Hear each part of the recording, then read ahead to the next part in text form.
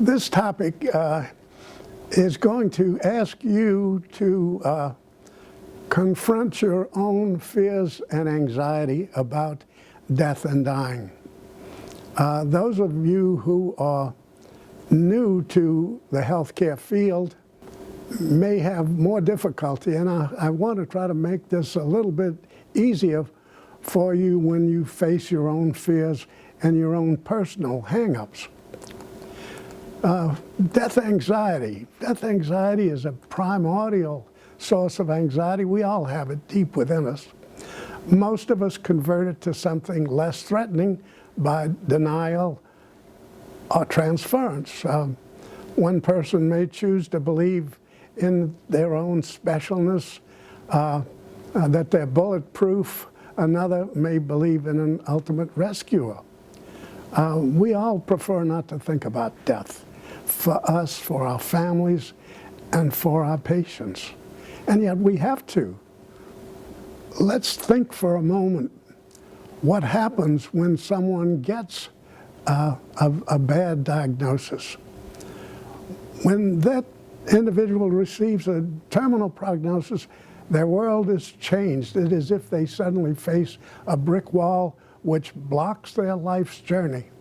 And learning more about our deeply embedded fear and anxiety about death, our specialness, and our not just yet attitude about our own death can help us make better decisions as we travel through that jungle of conflicting emotions that result from loss and the anticipatory grief felt by the dying.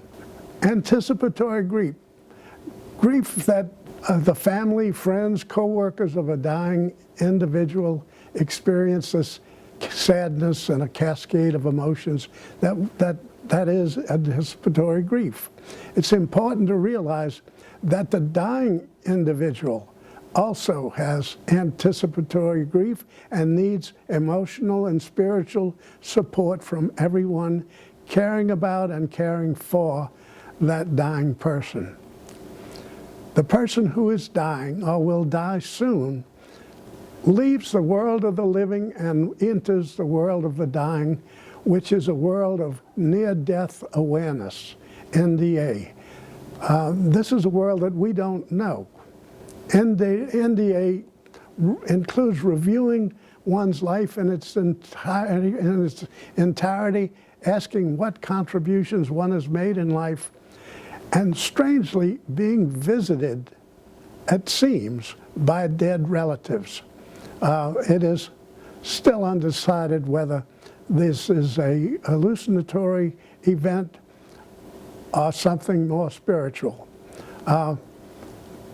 Two nurses, Maggie Callanan and Pat Kelly, wrote Final Gifts, Understanding the Special Awareness Needs and Communications of the Dying. Again, one of the gifts, one of the books that we've given to families to help them understand what is going on in this new situation for the patient who will die. So, how do we confront the reality of death? Dr. Elizabeth Kubler-Ross in the late 60s did an extensive study interviewing patients who had been given bad news. And she wrote extensively about the 5 stages that patients go through. They don't necessarily come in this order, but they include denial, anger, bargaining, depression, and finally acceptance. The reality of death includes the loss of control, loss of functions, decisions, dignity. It causes someone to reflect and say, what have I made of my life? How do I want to be remembered? And for goodness sake, heal relationships with family and friends before it's too late. What ways are they to die? Sudden death, no time for the person to suffer or to go through an emotional reaction. It's so sudden.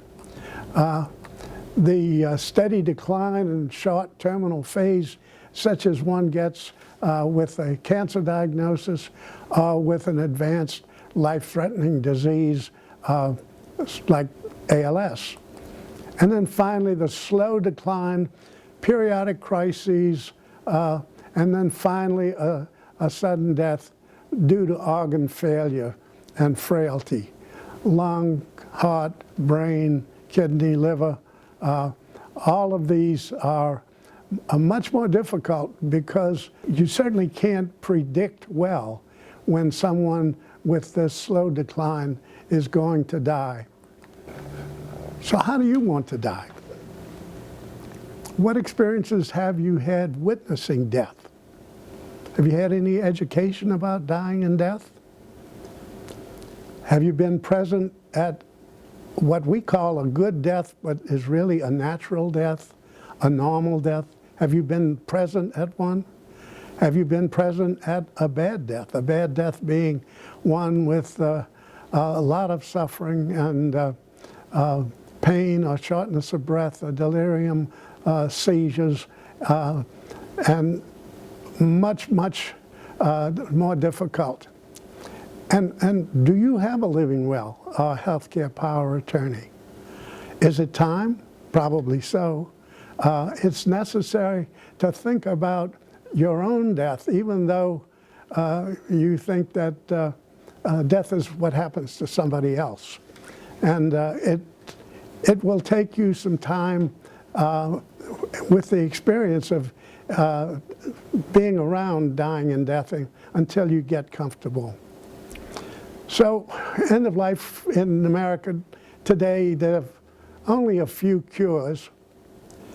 You live much longer with chronic illness, and the dying process is also prolonged.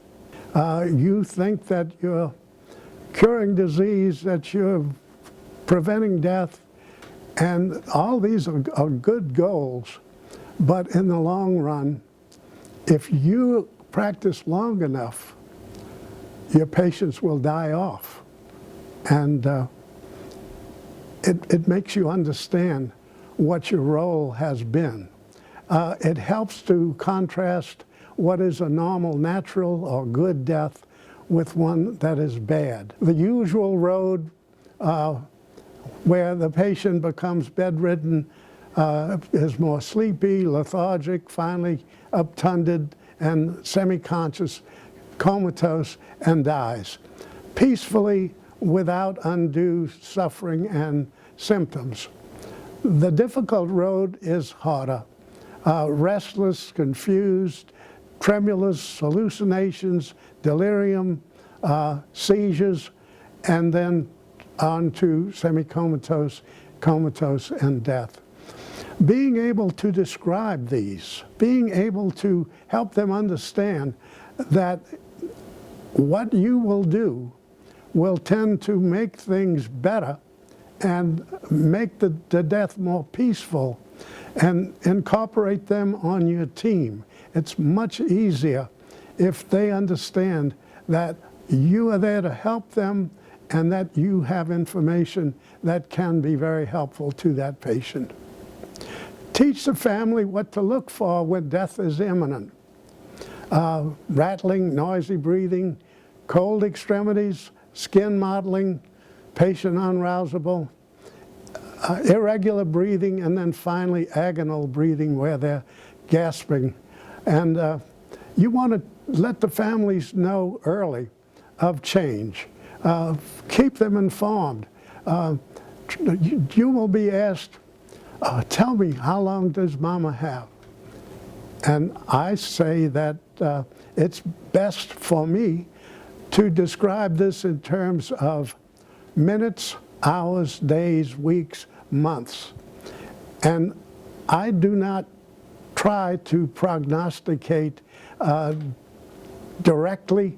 I will tell them that it's not minutes, it's not hours, it might be a couple of weeks. I will know more in 3 or 4 days. Let's keep posted so that we know what's going on as it's going on. Physicians who prognosticate are only right about 15% of the time. Let's talk a little bit about guilt and blame. Doctors feel this. Doctors could say, and I have, could we have done something better? Did we do enough? Have we learned something from this particular patient? Families are likely to say, Mama will die because we withheld or withdrew treatment. And nurses, I'm afraid I'll be blamed if this person dies on my shift, or if I give the last dose of morphine. Heard that more than once. And the patient, who of course says, I neglected my health, and now it's too late. So everybody is going to feel badly, but it's necessary to try to understand this is part of a natural part of living. And at the end, hopefully, be able to share these words. I love you. Please forgive me. I forgive you. Goodbye. And then comes grief and bereavement for the family. It's better to deal with the loss of any kind. You have to accept the reality of the loss. You have to experience the pain caused by the loss.